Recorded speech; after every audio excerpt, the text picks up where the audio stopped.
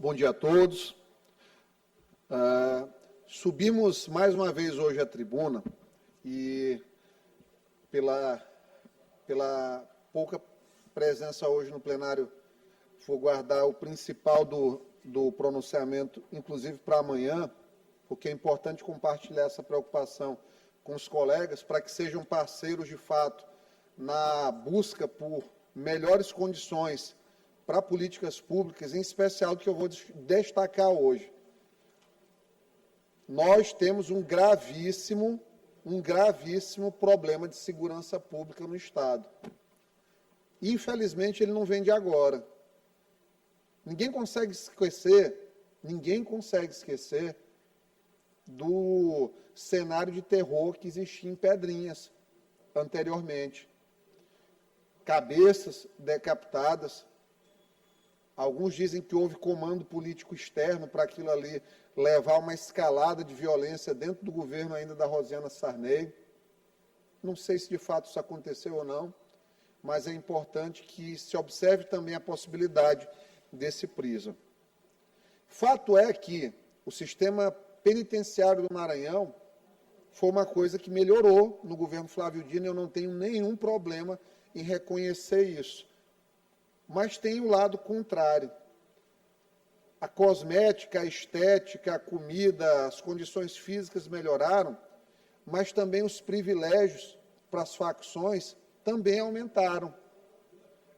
E isso pode ser corroborado quando a gente analisa a passagem do ex-ministro da Justiça no respectivo ministério. Ele entrou com tranquilidade, onde nem o BOPE entra no Rio de Janeiro. Ali, com 3 seguranças, ele entrou tranquilo, mostrando que o Ministério da Justiça tem um canal de diálogo com a criminalidade. Isso, por si só, já seria um absurdo a ser levantado.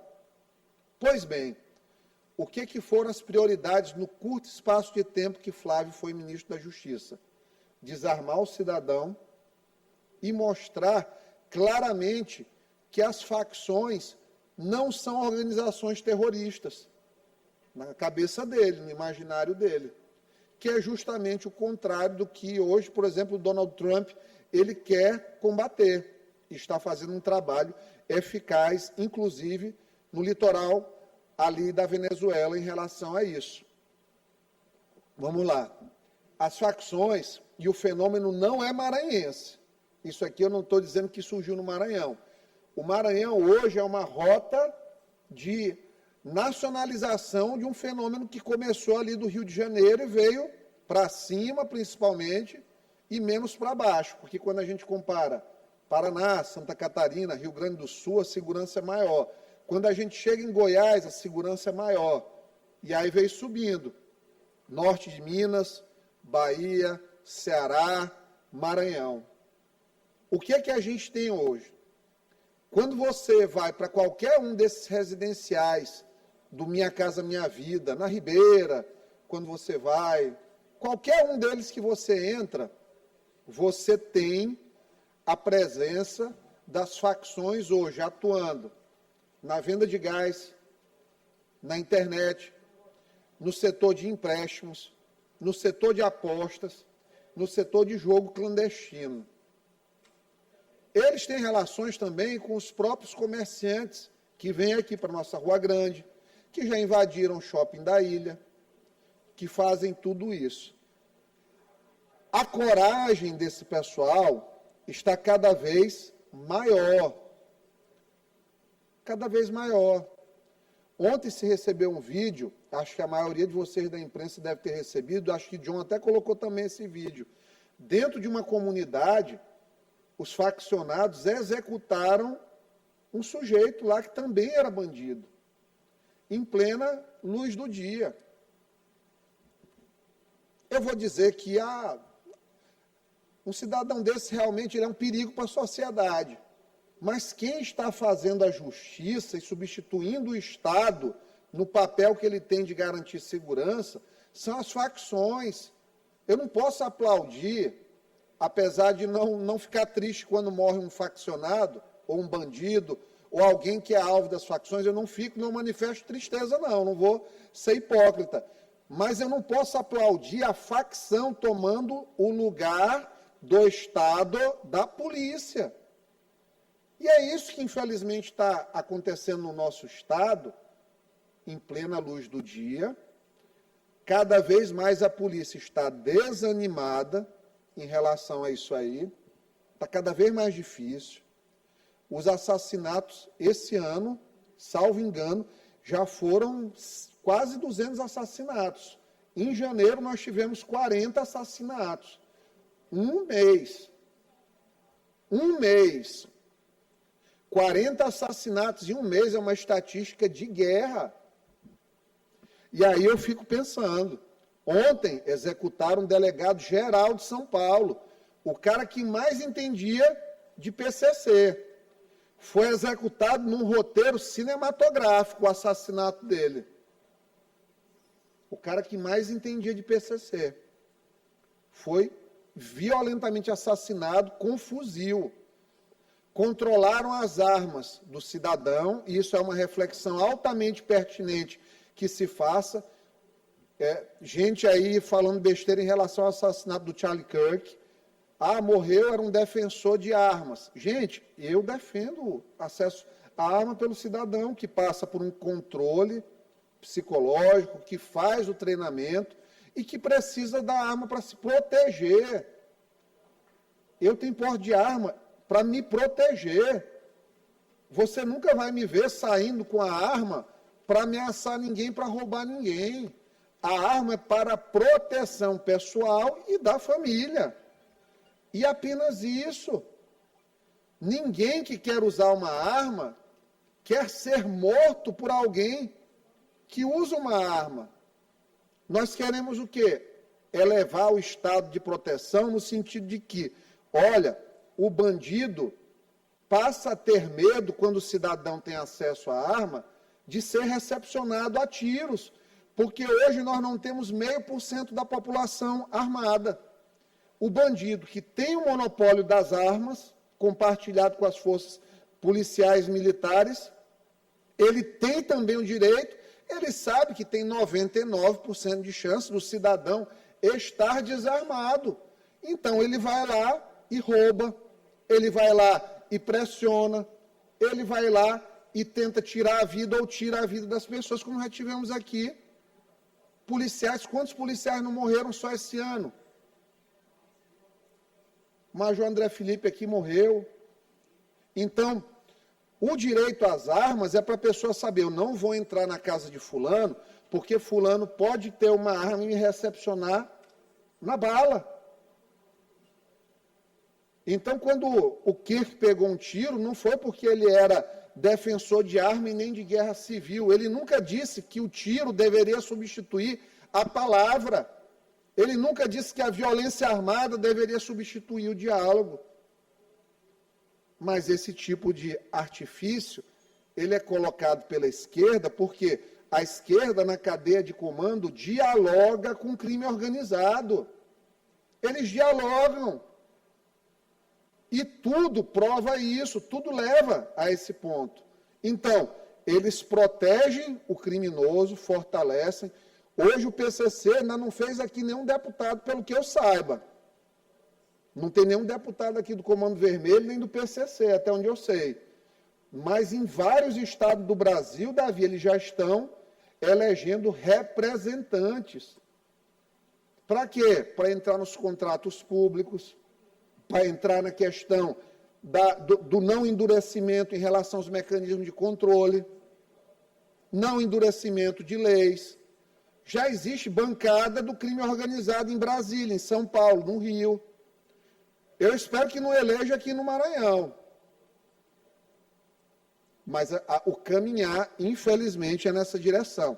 E quando o crime ele se estrutura de uma maneira tão orgânica, onde você vai, cara, tem o crime na distribuição de gás, tem o crime no empréstimo, tem o crime bem ali na banca de jogos, tem o crime na internet, tem o crime substituindo a polícia, fazendo justiça, filmando e distribuindo.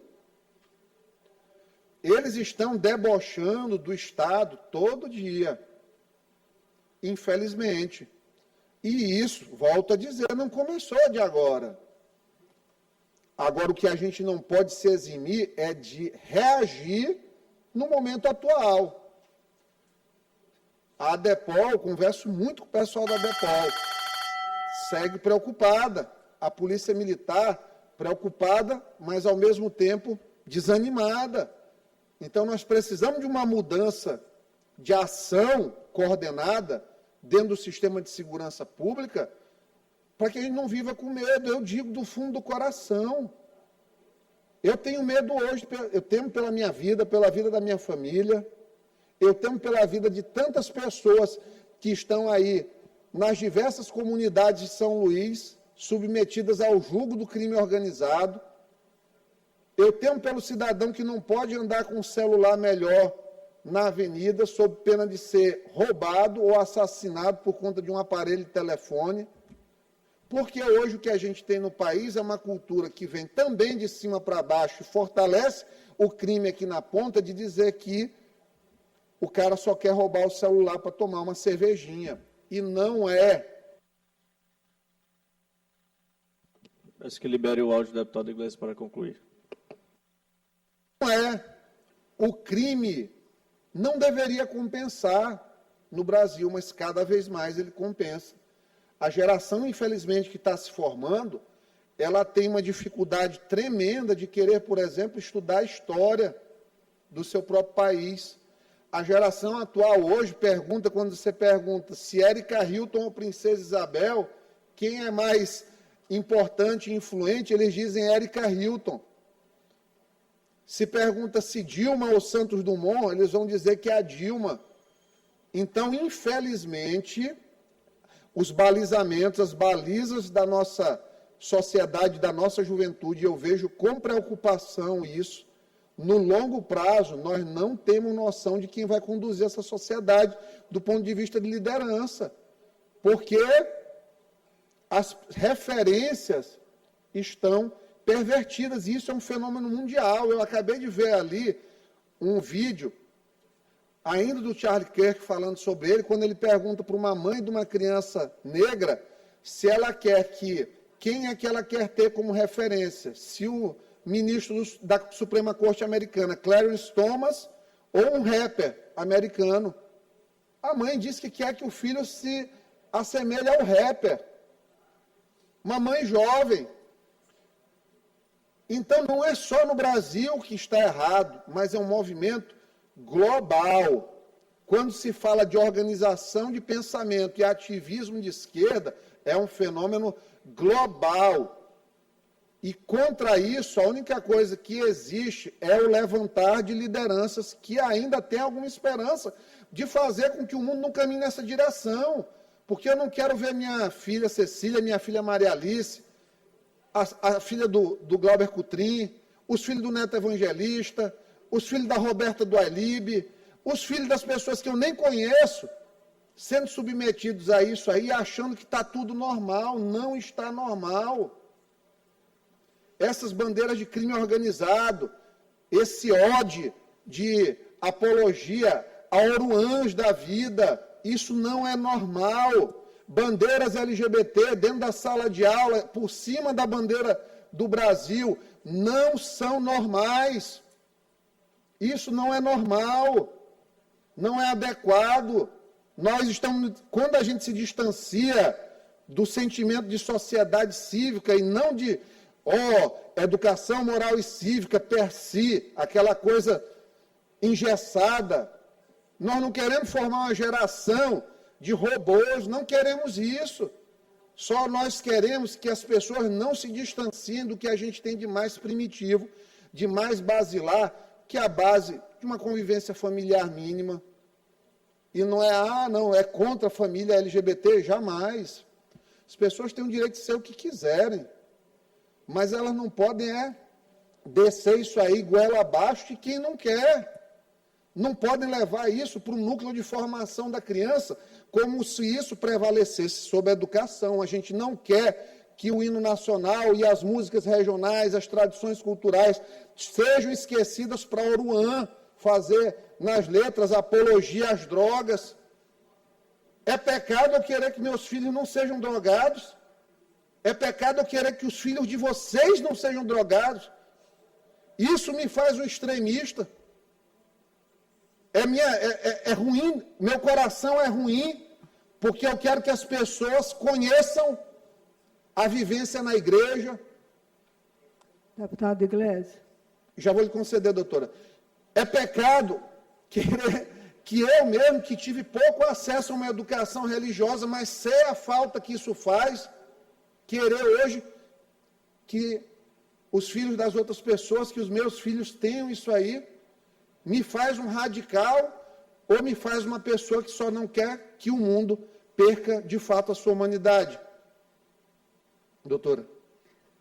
Eu queria lhe parabenizar por trazer aqui nessa casa que a gente precisa discutir coisas tão importantes e o futuro também, o presente, o passado e o futuro. Essa pauta que vem nos incomodando.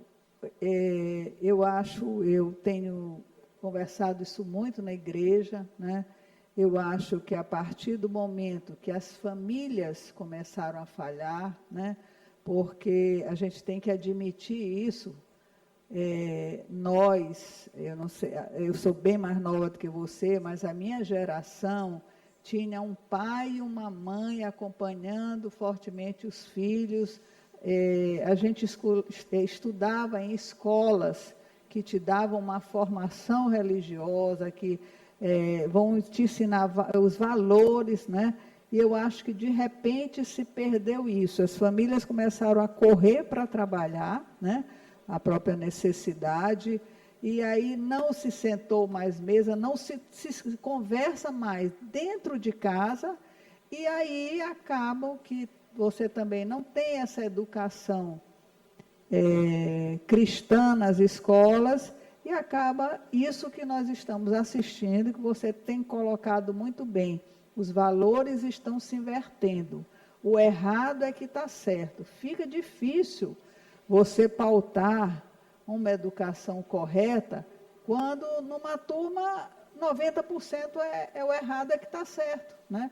Então, os exemplos estão falhando, as pessoas começam a querer, e aí eu quero lhe parabenizar, porque é um assunto que ninguém traz à tona, porque às vezes ele causa extremeza para alguns, né? Estranha-se que se debatam certas coisas que têm que ser debatidas. Então, saio daqui dessa manhã feliz por você trazer essa temática para casa, e acho que ela tem que ser muito mais discutida assim, porque senão depois nós não vamos poder nem colocar o pé na calçada, e não é por falta de aparato, de trabalho, como você colocou, dos governantes. É porque realmente nós vamos ter situações insustentáveis que precisam de nossas decisões agora. E nós vivemos aqui, doutor, infelizmente, tempos sombrios para o parlamento, em todos os níveis. Eu vou enumerar 3 situações. Eu disse uma vez aqui na tribuna e numa fala de Instagram, crianças trans não existem. Porque isso aí, deputado Nan, tinha uma parada LGBT colocando lá crianças em fila num bloco de supostamente crianças trans. Estou respondendo a uma ação de R$1 milhão a título de dano moral coletivo, porque eu manifestei meu pensamento. Eu peguei uma condenação em primeira instância, semana passada, uma juíza que deu uma carteirada na SMTT para tirar um carro de um conhecido dela, médico, de madrugada, e se zangou comigo provavelmente, fez uma sentença de ChatGPT com 6 decisões, com 6 jurisprudências que não existiam. Tudo errado, não estão tendo trabalho mais nem de ler o que estão publicando como decisão. Se fazem assim com um deputado, imagina o que não estão fazendo com um cidadão da ponta, o pequenininho, da ação de R$5 mil, de R$10 mil.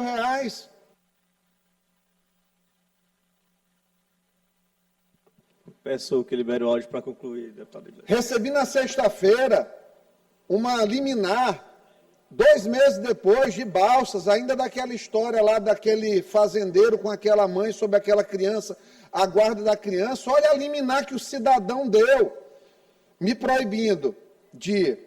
Primeiro, a liminar que ele deu, me proibindo de falar sobre o caso, falar sobre o cidadão, retirar tudo, coisas que tem postagem até de Ana Hickman, sobre a história, que foi uma história que gerou comoção nacional, G1, CNN, e me proibindo de falar para frente, até sobre o processo, sob pena de R$500 mil.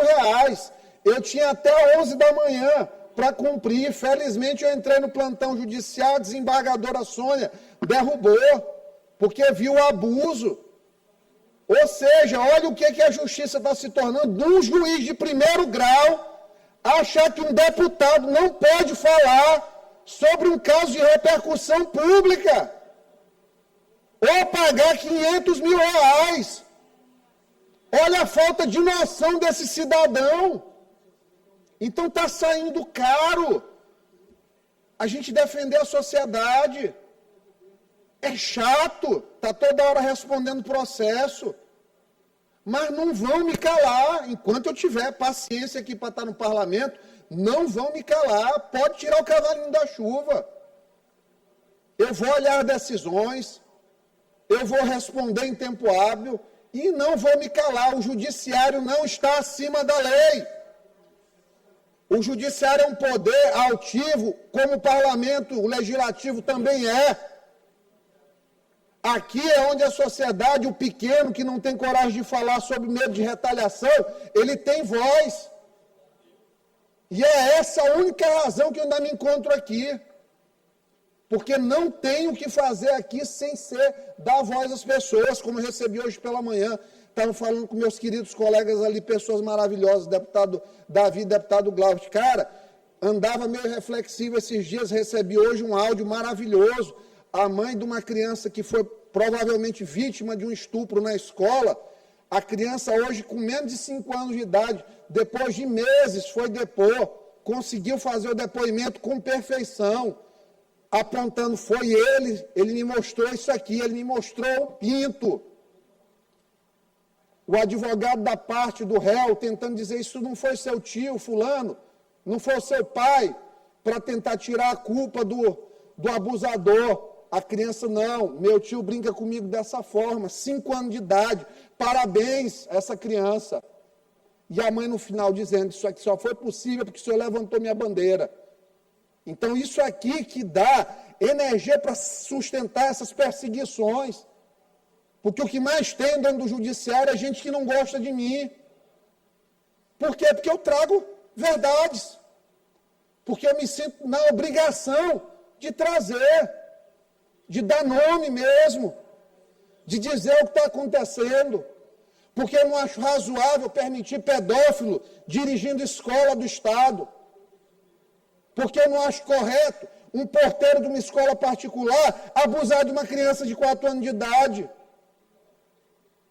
Porque eu não acho certo uma mãe ser tratorada na justiça, porque do outro lado estão pessoas importantes do direito. Talvez, de fato, não seja palatável ao judiciário maranhense. Mas, enquanto tiver voz, eu vou exercer aqui o meu direito de falar. Porque agora a moda eles dizer é assim, ninguém justifica. Não, o que falou não tem relação com o mandato. Eu me posicionar sobre uma figura que quer concorrer a um cargo importante no Estado, de proteção de direitos, não está relacionado com o meu mandato? Qual que é o limite de fala de um parlamentar? O que é política, se não a atuação dentro da sociedade e poder debater os diversos temas que nela existem?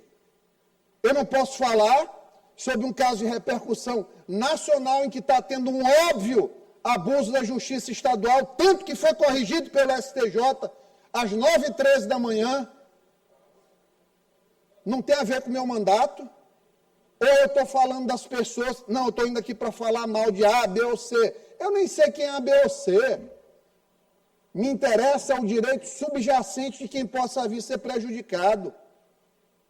E isso não me torna uma pessoa polêmica, apesar de dizerem, me torna alguém que está cumprindo com o seu dever.